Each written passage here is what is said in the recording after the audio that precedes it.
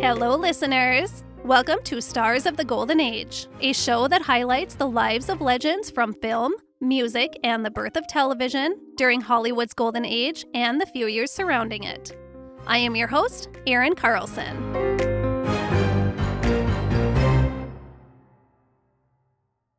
Before I begin, I want to give a special shout out to a new Patreon supporter, Stacy L. Thank you to Stacy L for supporting the show on Patreon, and she gets some sweet bonus content in return. If you want to learn more, I'll talk about it at the end of the episode. Today, I will be talking about Agnes Moorehead. I want to start off by saying I went into my research knowing absolutely nothing about Agnes Moorehead except for the fact that she was my absolute favorite character on Bewitched. I preferred to watch old classics over modern shows and movies of the time when I was growing up in the 80s and 90s, so I probably saw every episode of Bewitched. And I'm a Darren #1 Dick York fan all the way. So, as a child and teenager, Agnes Moorehead was nothing more to me than the fun, witchy Endora on Bewitched. I didn't even stop to consider that she had a whole rich career prior to that role. But now, of course, I do. And I wanted to know everything. But then I almost stopped in my tracks when I got my hands on my primary source for this episode, a book titled Agnes Moorehead, A Very Private Person by Dr. Warren Sherk. As a very private person myself, I shudder at the thought of the most private and intimate moments of my life someday being shared with the whole world. But then I see some of the other hideous content that is out there about Agnes Moorehead on YouTube, and I remind myself that I am a responsible writer and strive to share the most respectful information I can about our subjects. So I settled on the fact that maybe I can shine a positive light on the life of Miss Agnes Moorehead, respectful of private details that she wasn't comfortable with being shared to the world. So with that said, let's talk about the life of Agnes Moorehead. Not an incredible amount is known about the details of Agnes's early life. We do know that she was born as Agnes Robertson Moorehead in Clinton, Massachusetts on December 6th, I believe 1903, but I saw a few different accounts of the actual year. And she was of Irish, Scottish, and English heritage. Her father John was a Presbyterian minister, and her mother Mary had been a singer. Mary valued the arts and instilled the importance of cultural arts in her children from a very young age. Agnes was the youngest of 3 children, having an older brother and an older sister. The family seems to have spent time residing in Ohio, Wisconsin, Massachusetts, and St. Louis, Missouri, bouncing around a bit for John's ministry work, and they were a very close and nurturing family unit. Agnes loved being the center of attention from a young age, and she performed when and where she could. Picnics, church, home, wherever there was an audience willing to watch her. She loved to sing, and she was part of the St. Louis Municipal Opera Company's ballet. I wish I knew more about her childhood because that's the most intriguing part to me about, anyone. But I don't, and hopefully that means she lived a boring but positive existence in her early life. Agnes's father knew she wanted to be a performer, and there was little he could do to stop it. He did, however, make her promise that she would first get a formal higher education before she set off in a life of show business. He wanted to make sure she was highly educated and that she would have something to fall back on if her dreams didn't become a reality. But he supported her 100% in her dreams. He told her, "If this is what gives you happiness, go ahead. What you learn is sure to give happiness to others, but please get your formal education first. That will keep everyone happy." Agnes adored her father. She later said, quote, "I think I learned of the happiness of being with people from my father. He was so warm and outgoing," end quote. Agnes Moorehead kept her promise to her father. She attended Muskingum College in New Concord, Ohio, and she graduated with a bachelor's degree in 1923. I believe in education, but I also read biology. She briefly taught English and public speaking in Soldiers Grove, Wisconsin. She decided to return to college and work towards her master's degree, so she then enrolled in the University of Wisconsin-Madison. Her master's studies were in drama and public speaking. She really wanted a life where all eyes were on her, well, when she wanted them to be. And what better place to get a start with that than New York City? Once she finished grad school, she set her sights on the Big Apple. She wanted to become an actress. And she wanted to train to become an actress at the best place to train, the American Academy of Dramatic Arts. 23-year-old Agnes Moorehead auditioned at ADA in August of 1926. Dr. Sherk's book kindly included the original report from this audition, and I want to share a few things from it that I found entertaining. Proportions, good. Personality, good. Voice, good but somewhat nasal. Pronunciations, Midwest R. Reading, very excellent. Spontaneity, good. Intelligence, keen. Temperament, mental, nervous, vital, whatever that means. The report concluded by saying, individuality and promise of a positive personality. Has promise. Promise of a positive personality? Ouch, that's not very nice. But it was good enough. Agnes Moorehead was accepted into the prestigious American Academy of Dramatic Arts in October of 1923. Agnes put her all into her studies at the Academy and appeared in several plays during her time there. She would work a variety of jobs off the stage to make ends meet. She waited tables, she worked in a library, and she did some teaching. After graduation, she did a few productions on Broadway, but she still kept her regular jobs too. This stage training is very useful to a show business hopeful. But what Agnes really had her sights on was the new entertainment medium of radio.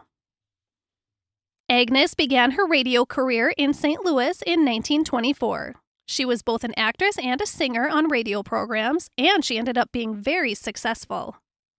Agnes Moorehead appeared in more than 25 successful radio series, appearing in 6 shows per day at the height of her radio work. She was one of the top radio actresses in the country. That slightly nasal voice noted in her ADA audition must not have been too bad after all. She was in Jack Benny's first radio show, she was in The Mayor of Our Town with Lionel Barrymore, and she eventually worked with Bob Hope, Edwin, and Milton Berle. Her most famous role on radio was playing a woman named Lucille Fletcher in Sorry, Wrong Number. She would end up doing a repeat radio performance of it 26 times, which was a record. Barbara Stanwyck starred in the film version of Sorry, Wrong Number in 1948.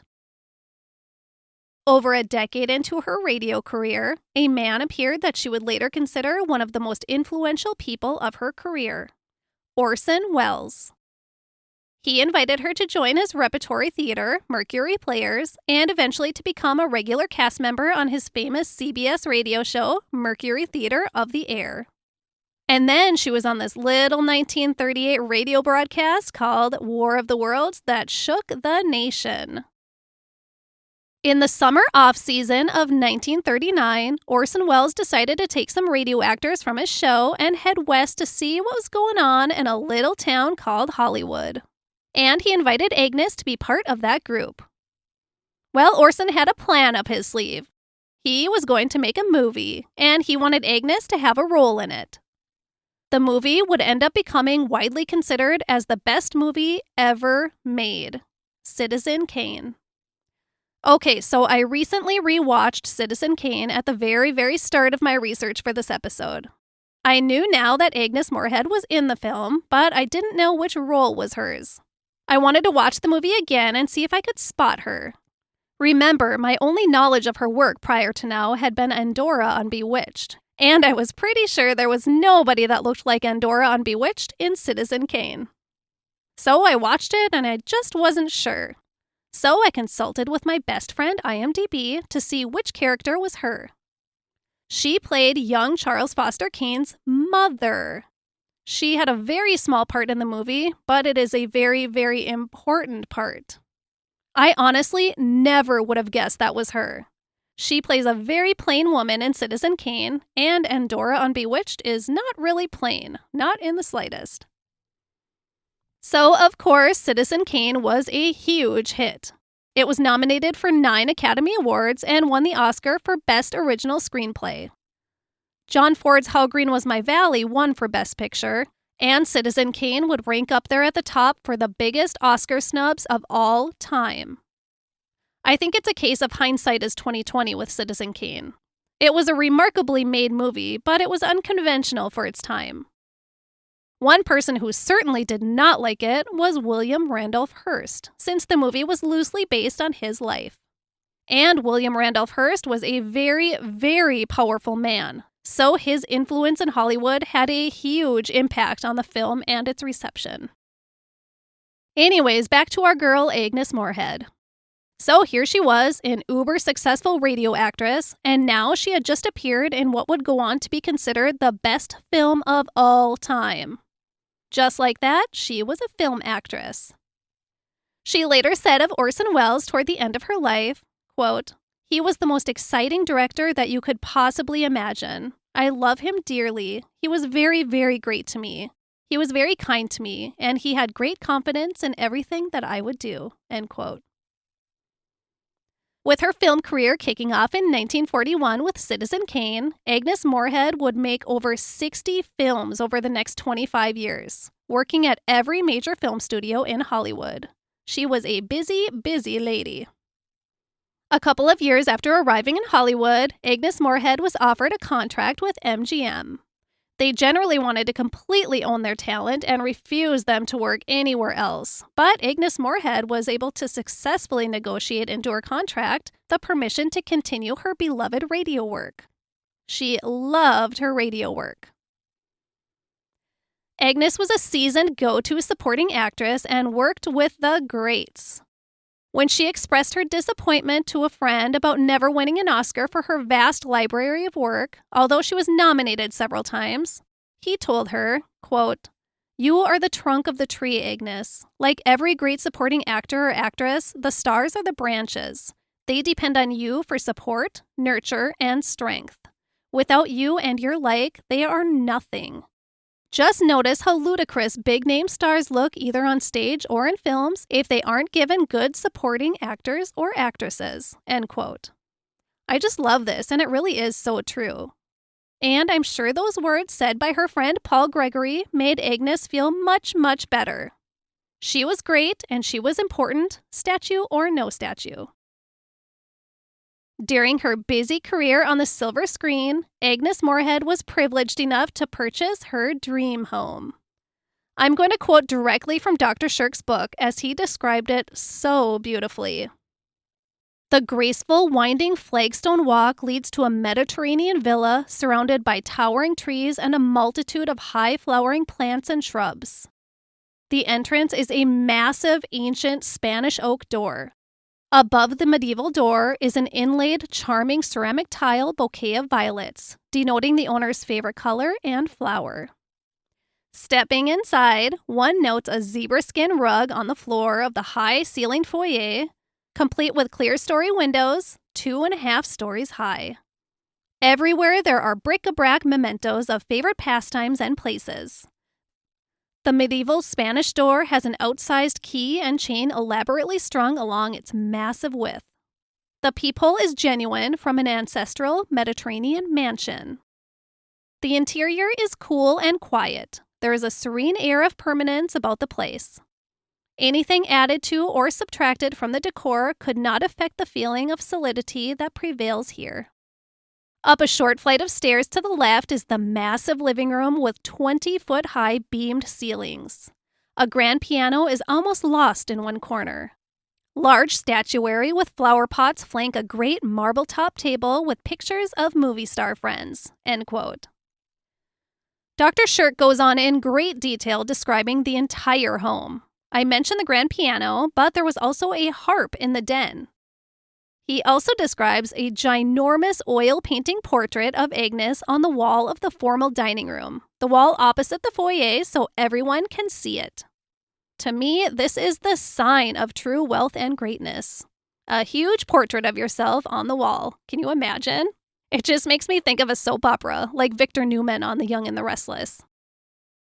Agnes herself described her home as a, quote, mass of clean clutter, referring to the rich array of decor ranging from elaborate chandeliers to large ceramic lions to knights' masks to a collection of elephant decor. Okay, I'm going to quote a little more of Dr. Sherk's description because I love me a good outdoor space, and Agnes Moorehead had some great outdoor spaces. Quote, off the foyer to the rear is the inner patio. Okay, sidebar, what is an inner patio? Is it like a sunroom or Three Seasons room?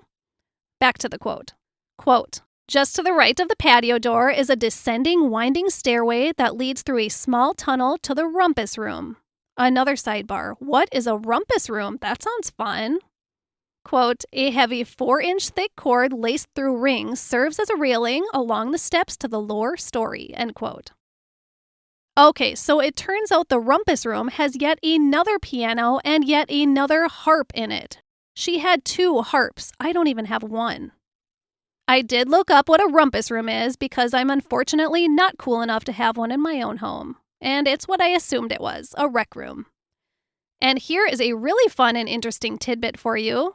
Dr. Warren Sherk researched much of his book about Agnes Moorehead in this very rumpus room of Agnes Moorehead's home. I'll explain how that happened at the end. Back to that inner patio. It led to the entrance of the rumpus room, but it also led to the outdoor terrace patio. And that is where Miss Moorehead would spend most of her time. Beyond the outdoor terrace patio was a separate veranda. And beyond the veranda were stunning gardens and a swimming pool, of course. At the far end of the pool was a large Roman wall with a ceramic Madonna at the top center. There was also a secluded courtyard with a large fountain in the center of it. Agnes would host garden parties, and the book describes that her gardens contained little private alcoves secluded within lush greenery and flowers, so her guests could break off into intimate little groupings in these alcoves. Agnes Moorehead was a private person, yet she loved to occasionally share her beautiful home with friends. She hosted the garden parties I just mentioned, and she also hosted a famously stunning Christmas party every year in which over 200 people would be in attendance.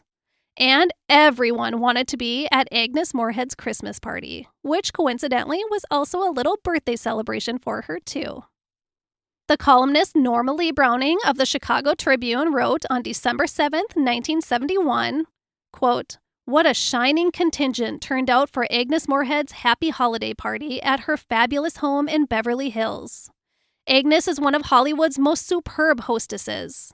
Her parties are out of the tradition of filmdom's golden era. The house was decorated like a winter wonderland, both inside and out. Among the wall-to-wall celebrities were the Jimmy Stewarts, the Henry Fondas, Fred McMurrays, Lucille Ball, Zsa Zsa Gabor with her daughter Francesca, Steve Lawrence's, Steve Allen, George Kennedy, Virginia Graham, George Maharis, Ann Miller, who looked absolutely smashing in long black velvet and white ruffed cuffs and jabot. Agnes looked gracious and regal, end quote.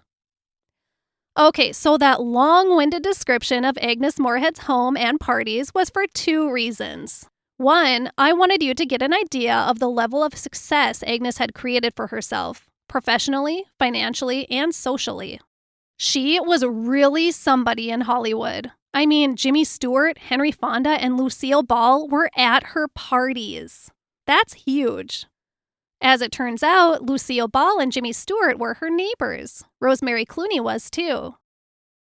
The other reason I went off on such a tangent about her home is simply because I love seeing what other homes look like. I just find it fascinating, and getting such an intimate glimpse into Agnes Moorehead's beloved personal space really gives us an idea of what kind of woman she was. She valued her privacy, and she made sure her private space was decorated in the majestic fashion that suited her own personality. Agnes also loved to attend the events of other hosts and hostesses. Columnist Dorothy Manners said of this, quote, if Cesar Romero is our leading man about town, the veteran and venerable Agnes Moorehead is our leading lady about town. It's easy to spot her vivid red hair and colorful caftans at frolics and elegant soirees in Beverly Hills, and at beach wiener roasts put on by Debbie Reynolds' children and their friends, end quote. I love amongst all of these tasteful and sophisticated details, we're now talking about wiener roasts. A funny party story Agnes's next-door neighbor Polly shared was that she and her husband had hosted a massive garden party, complete with a 19-piece orchestra. I gotta say, their neighborhood is really different from my neighborhood. Anyways, Agnes showed up looking her exquisite self on the arm of the equally exquisite Cesar Romero. The partygoers partied the night away.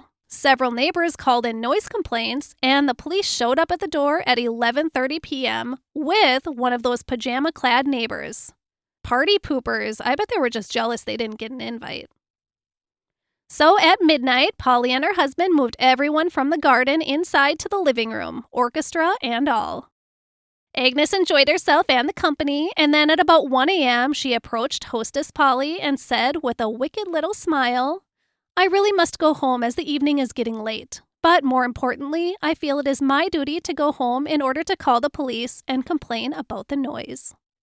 Polly ended by saying that Agnes Moorehead was a truly remarkable woman and enriched the lives of all the people who knew her. Aw, that is about the nicest thing that can be said about a person. Back to Agnes's career. Aside from her film work, Agnes still appeared on stage, too. In the early 1950s, she joined Charles Boyer, Charles Laughton, and Sir Cedric Hardwicke in Paul Gregory's production of Don Juan in Hell by the First Drama Quartet. They toured heavily for 4 seasons, the seasons being 5 months long with 6 performances per week. They performed in San Francisco, in Memphis, in D.C., in London, in Manchester, and many places in between. In one city, Agnes's dress didn't arrive for the show. She asked if there was a drape somewhere that she could use. Then they, quote, draped the velour about her. She summoned an extra stock of safety pins. Within minutes, would you believe it, with a ruffle about her neck, she looked absolutely divine with her flaming red hair, end quote. That's some serious Scarlett O'Hara stuff right there. This was a truly enriching experience for Agnes. She recalled of the production, quote, "Every night was a new experience. This seldom happens to an actor. If I never acted again, I'd be happy for having done this remarkable show," end quote. She would return to the stage for a revival of Don Juan 20 years later in 1972. She loved the experiences of traveling and performing to new audiences across the world so much that from 1954 to 1970, she began performing a series of highly popular, quote, one-nighters. She personally curated each and every performance to suit the specific audience she was performing for. It was this kind of attention to detail and care for her audiences that coined her the nickname Queen of the Road. She didn't work on this consistently, but enough to keep herself and her audiences satisfied. From what I understand, these one-nighter performances were a one-woman show of her performing readings for her audiences, including readings from her most famous radio performance, Sorry, Wrong Number, but also everything from Robert Frost to the Bible. Okay, let's talk about Bewitched. Like I said, Agnes Moorehead had a highly successful 25-year run in films. I truly think being a supporting actor is the way to go. I say that as a person who does not like attention brought on to myself. I know, why am I doing a podcast for the world to hear? Honestly, I have no idea. But being a supporting player gets you that status and fat paycheck, but your privacy isn't invaded at every second of your life like a leading movie star. So she had it made, and she rocked it. And then came 1964. Agnes had done the stage, she'd done radio, and she'd done the silver screen. And now television was beginning to dominate the entertainment landscape. When she joined the cast of Bewitched, she viewed the work as just another vehicle to share her art. But the character of Endora soon became beloved to her. I mean, how could it not? She is an eccentric, whimsical witch who didn't love obeying societal rules. She complemented the straight-laced, trying to live a normal mortal life Samantha character so well. Agnes appreciated the artistic outlet the character of Endora provided, but she didn't necessarily enjoy the actual work in television. She preferred the stage and radio. And she did not like those long working days. She obviously required more makeup than anyone else in the cast, So she had to be there very, very early in the morning, and shooting would often run very late in the evening. Because of this, she insisted she wasn't required to be in every episode. Her contract stated that she had to appear in 8 of every 12 episodes, so she had a little time and freedom to pursue her other projects, and just rest in that beautiful mansion. Referring to the artistic departure the role of Endora represented, Agnes said, quote, "The magic an actor has should be used to release the human heart. You can go just so far with this neurotic stuff. The human spirit needs something else," end quote. Agnes Moorehead was nominated for 5 Emmy Awards for her work on Bewitched, but she always wanted people to remember that she had a long and rich career prior to her character of Endora.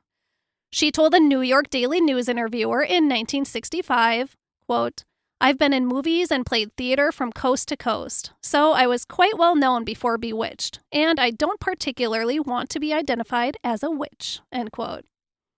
I love the character of Endora so much. She kept things extra spicy in the lives of Samantha and Darren. Bewitched ran for a very successful 8 seasons, from 1964 through 1972.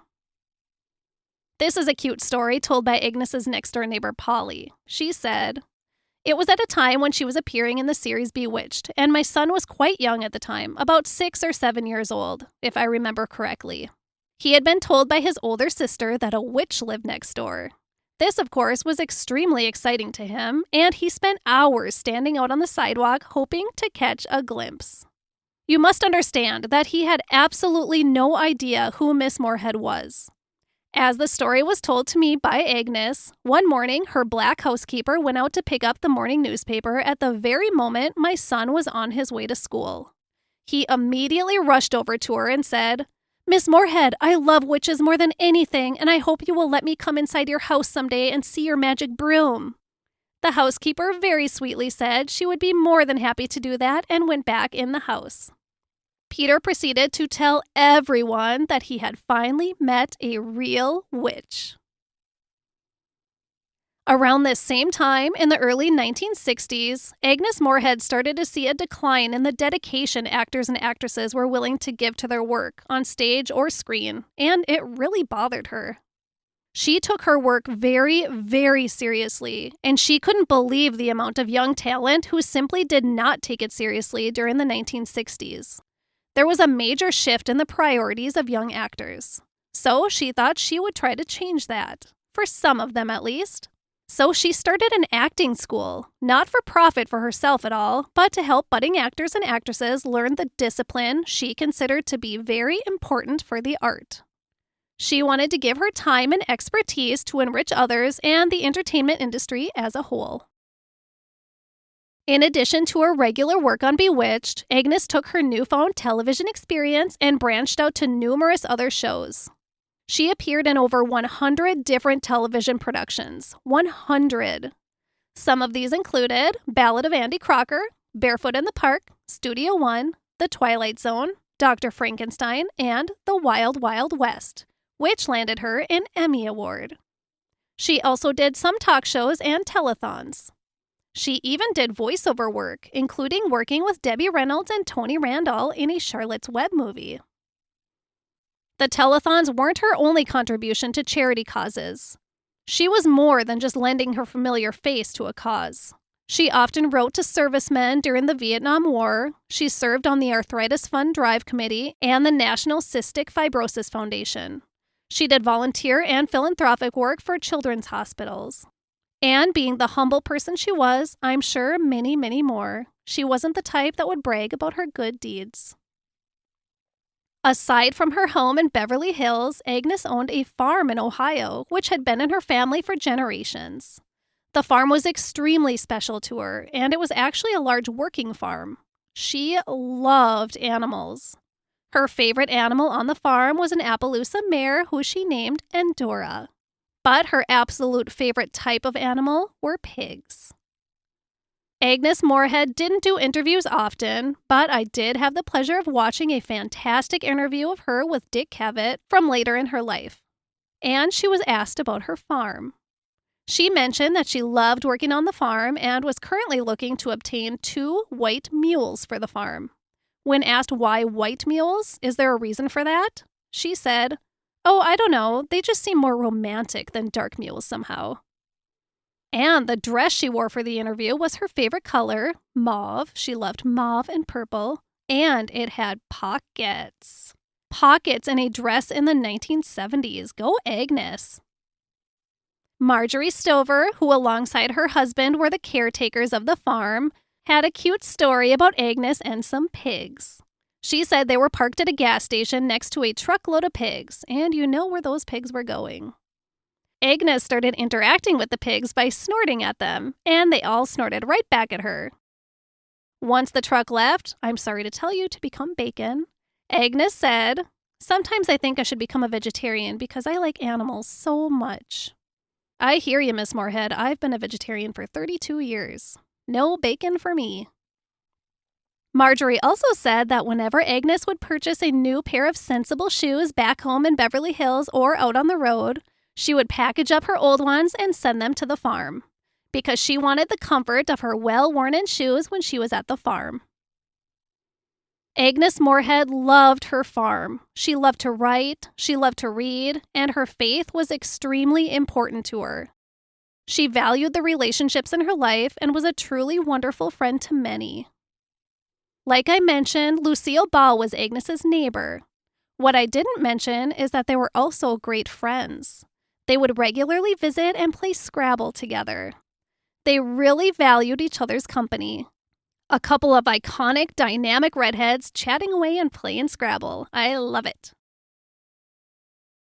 In 1972, at the age of 69 or 70 or 71 or 72, depending on who you ask, Agnes Moorehead was diagnosed with uterine cancer. The cancer unfortunately spread through her body. Still, she fought the fight for a couple of years. Agnes Moorehead, the fabulous redhead, died on April 30th, 1974, at the Mayo Clinic in Rochester, Minnesota. Lucille Ball said of her friend Agnes Moorehead after her passing, quote, "Agnes was a dear and valued friend, an elusive one, but she was forever helping someone in our business. She was one of the greatest dramatic teachers and comedy advisors in our profession. Her timing was impeccable. One of the greatest things she gave her pupils and friends was the knowledge of the discipline needed to pursue any phase of our beloved showbiz. I admired her greatly and miss her every day." End quote. Lucille Ball said that of Agnes Moorehead. Lucille Ball. I mean, come on. Lucille Ball is an icon and one of the funniest women to have ever lived. What an honor. I didn't really talk about Agnes's love life because she intended for that part of her life to remain private. But I will include that she was married twice. Her first marriage was to actor John Griffith Lee from 1930 to 1952, and they adopted a son named Sean together. Her second marriage was to actor Robert Gist from 1954 to 1958. As for the industry awards that celebrated her outstanding work, Agnes Moorehead was nominated for 6 Emmy Awards and won 1. She was nominated for 4 Academy Awards and 3 Golden Globe Awards, winning 2 Golden Globes. She won a New York Film Critics Circle Award for Best Actress in The Magnificent Ambersons in 1942. And she was posthumously inducted into the Television Hall of Fame in 1985. Author Dr. Warren Sherk said of her, quote, "When one first met her, there was a charming combination of the reserve of a private person and yet somewhat expansive personality. She was bewitching." End quote. Agnes Moorehead was a remarkable woman. Now, I would like to share some other interesting things I learned during my research. Bullet point number 1. I promised you I would talk about how the author of the book I used was able to do so much of his research in Agnes Moorehead's beloved home. Well, Dr. Sherk was a Methodist minister. Agnes's father, John, was a Protestant minister. Shortly after John's death, Sherk connected with Agnes Moorehead through their shared faith. They spent a lot of enriching time together in her home before her death. Dr. Sherk began his very intense research, including many interviews with people in Miss Moorehead's inner circles. And her trusted staff of 2 generously opened the home to him after her death to look through her letters and belongings as part of his research. As a private person myself, that makes me shudder. But hey, it gave us some great material to work with and helped to see what a truly remarkable woman Agnes Moorehead was. And she seemed to trust him as a friend. Bullet point number 2. A little more about Agnes's stunning home. It is an 11,700 square foot home with 8 bedrooms and 7 bathrooms. The estate was last sold in 2022 for $29 million. You can check out photos of the home on Zillow. It's really remarkable. It looks like Agnes's gardens didn't survive the years, though. That takes a lot of work. You can, however, see the courtyard, the pool, and the rumpus room. Bullet point number 3. Although Agnes's home was extravagant, she preferred a simple life. She loved traveling, long walks, quality time with her dogs, and shopping at local farmers markets. She would often do her own painting and upkeep on her home. She wasn't above doing the kind of tasks in her home that regular people do, even though she could afford to hire it done. Bullet point number 4. In the interview I watched with Agnes on the Dick Cavett Show, she shared a really lovely story of her personal history with Orson Welles. She said she used to visit her well-to-do aunt quite often at the Waldorf Astoria Hotel in New York, where she resided, and one time in about 1922, when she was about 19 or 20 years old, she encountered a confident little boy about 7 years old there, and he struck up a conversation with Agnes. He wasn't shy. He told her about a concert he had just attended, and Agnes was awestruck at the little boy's maturity and rich vocabulary. She ran into him again, and again they had a rich conversation. A 20-year-old and a 7-year-old. This kind of conversation may sound strange to some of you, but I am an adult woman who has very enriching conversations with 4-year-olds every single day in my career as a teacher. So I have to always remind people to never, ever underestimate the intelligence of a child. Anyways, this little boy left a huge positive impression on Agnes, and then life went on.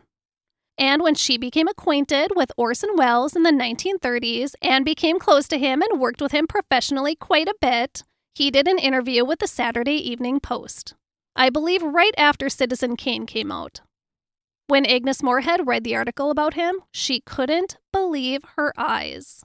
Because in the piece, there were photos of Orson, both in present day and as a child. And the picture of the little boy in the Saturday Evening Post was undoubtedly the same little boy who had befriended and impressed Agnes Moorehead all those years prior. She asked Orson if he ever spent his holiday in New York City, and he said yes. So she asked him where he would stay. His reply, the Waldorf Astoria. She said she'd get this feeling every now and then working with Orson that she'd known him from somewhere, and this explained it. Bullet point number 5. Agnes Moorehead received an honorary doctorate in literature in 1947. Bullet point number 6. Agnes Moorehead was the first woman to co-host the Academy Award ceremony. She co-hosted with Dick Powell in 1948. Bullet point number 7. I mentioned at the top that I am on Team Dick York in the famous Dick York versus Dick Sargent Bewitched debate. Well, as it turns out, Agnes Moorehead was too. On the first day on the set after the change, Dick Sargent's first day, Agnes firmly announced, "I don't like change." And neither did viewers. Ratings dropped drastically after the transition. The relationship must have never really taken off because Dick Sargent referred to Agnes Moorehead as a tough old bird. Dick York had been forced to leave the show due to health problems. Bullet point number 8. Agnes's father, John, died suddenly in 1938 in front of his congregation during Sunday morning church service. He was only in his late 50s. Agnes's mother, Mary, outlived her youngest daughter, Agnes, by 16 years. She died in 1990 at the age of 106. Bullet point number 9. As I mentioned, Agnes's favorite color was purple. All shades of purple, spilling over into mauve territory. Mauve just reminds me of the late 80s, early 90s, doesn't it? Agnes's friends often referred to her as Madame Mauve, And her wardrobe was coined Moorehead Mauve. And her dressing room on the set of Bewitched was decorated in tons and tons of lavender. My husband's very spiritual grandmother loves all things purple too, especially lavender. She has always said that it represents serenity and tranquility and that we should all surround ourselves in purple. Bullet point number 10. I didn't want to dwell on this topic too much because it really doesn't matter much. But since there's a lot out there about Agnes Moorehead's sexuality, I thought I better at least mention it. Yes, she was married twice, to men. But there are rumors galore that she was a lesbian, which, again, who cares? Well, people cared in the 1930s through 1970s when Agnes Moorehead was strolling through her adult life. And sadly, some people still care today. I just wanted to share an excerpt from an interview with Agnes from journalist Bose Hadley, who wrote a lot about LGBT culture. He said to Agnes, "Numerous Hollywood actresses, Garbo, Guiche, Dietrich, Jean Arthur, Kay Francis, Stanwyck, Bankhead, Del Rio, Janet Gaynor, etc., have enjoyed lesbian or bi relationships. Have you ever?" Agnes, with a wry smile, "Yes, you'd love to put me in their excellent company, even though I don't belong in the same category." Hadley, "You don't?" Agnes, "Those ladies were more beautiful than me." Agnes Moorehead wanted a private life, so I hope she had that. I hope she had the love and companionship she desired with who she desired to share it with. And with respect to Miss Moorehead, we'll leave it at that. In conclusion, one of my favorite parts of doing this show is learning more in-depth information about the individuals that we love on screen. Learning about the real them, not the fictionalized versions of themselves. I always leave my research feeling like I know a little a part of them. And it was such a great pleasure to take the trip into the life of Agnes Moorehead and to get to know her a little. I have always adored her on Bewitched, and now I love her even more. And I respect the heck out of her. I envy Agnes Moorehead's ability to balance her privacy and her public persona in such a positive and respectful way. It is really, really difficult to do, but she did it well. She valued her mental health, and she made sure she put top priority on it. In doing so, she created a physical space that calmed and nurtured her soul, and she prioritized spending time in solitude or with her close circle of friends in that uniquely curated space. She lived for herself, not for others, and I don't say that with selfish intent. I say that with so much respect, because she respected herself. I wish it were that easy for all of us, to be able to do that as exquisitely and respectfully as Miss Agnes Moorehead did. I feel so honored to have been able to learn about the great Agnes Moorehead and share her remarkable spirit with more people.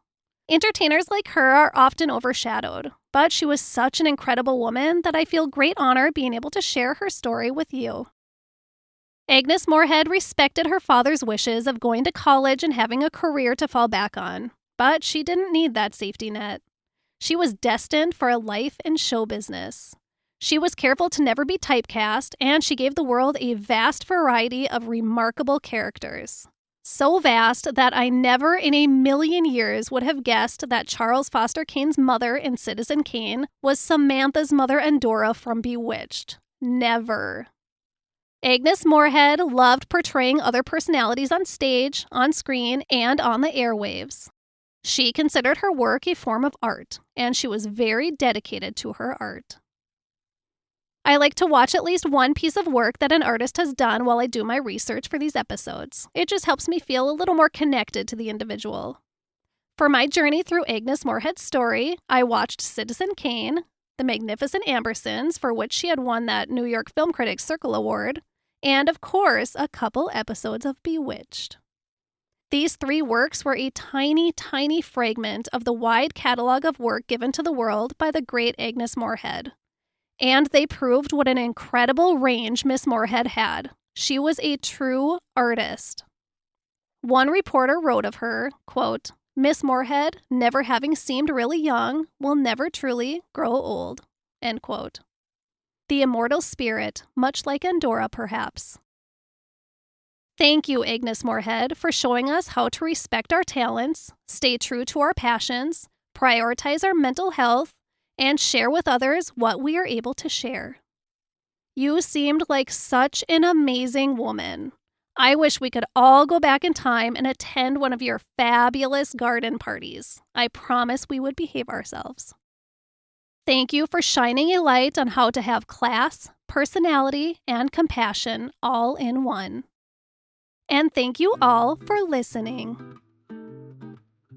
I would love to invite you all to check out the fun bonus content I have available on Patreon. For those of you who don't know, Patreon is a site dedicated to helping content creators and artists connect with their audiences, and it gives audiences a platform to support their favorite creators. So on Patreon, I have 2 levels of support available if you so choose. The Emmy tier of support offers you into our Movie of the Month Club, where I assign a movie each month for us to watch on our own time, discuss on Patreon or on Discord, which is a chat platform. And then I release a short movie recap episode each month and share some fun tidbits about each of the movies. The Emmy tier also includes a shout out on a regular episode, access into the Discord chat room, and a Stars of the Golden Age sticker. Then, if you're feeling really generous and want even more bonus content, the Oscar level of support gives you everything I just mentioned, plus a fun full-length bonus episode each month. These bonus episodes are things like old Hollywood studio rules, early sitcoms, the history of the Hollywood sign, Golden Age nightclubs, and I have some really fun topics planned for the future. You do not want to miss them. Head over to patreon.com/Stars of the Golden Age podcast to learn more. Again, thank you so much to Stacy L. for joining the Patreon. I hope to see some more of you there too. Thank you all so much for taking the time to listen today. My primary source for this episode was a book titled Agnes Moorehead, A Very Private Person by Dr. Warren A. Sherk. An interview with Agnes Moorehead on the Dick Cavett Show in 1973. An interview with Agnes Moorehead by Lu Ryden on the set of Bewitched from sometime in the late 60s. A short textbook publication on bookbaker.com titled Agnes Moorehead, A Life in Film and Television, Wikipedia, and my own little witchy sidekick, IMDB.